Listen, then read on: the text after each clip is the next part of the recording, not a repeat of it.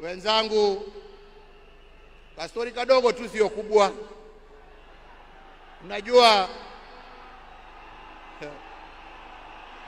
Unajua saa ingine baada ya kazi tukiwa tulia kidogo hapo nini, tunapewa kitu kidogo hapo. Wani munacheka, mimi kitu kidogo nasema uji na chai.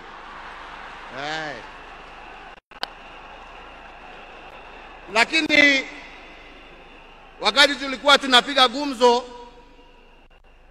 saa ingine tulikuwa tunajiuliza, unajua jamani, wale wazee ambao wameenda, wakina Jaramogi, wakina Jomo, wakina Nkrumah, wakina Mwalimu Nyerere,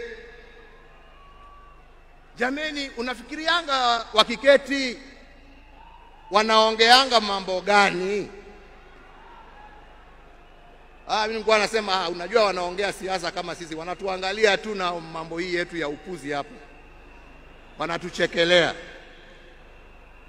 Anasema lakini unajua I'm very keen kujua. Sasa ndugu yangu, umeenda mbele yangu, sasa tayari najua mnajiongeleshana huko, na sio ati niko na haraka ya kuja kuwafikia, lakini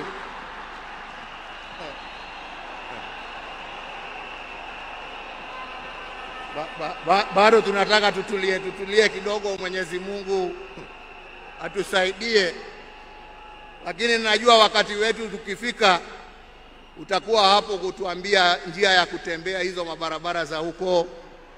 Kwa hivyo ndugu yangu, ni kuombee kwa Mwenyezi Mungu akurehemu, akulaze na amani na wenzako, ukijua ya kwamba twakumbuka wewe na yale ambao umebakisha tutaendelea nayo, na familia yako sasa imekuwa yetu.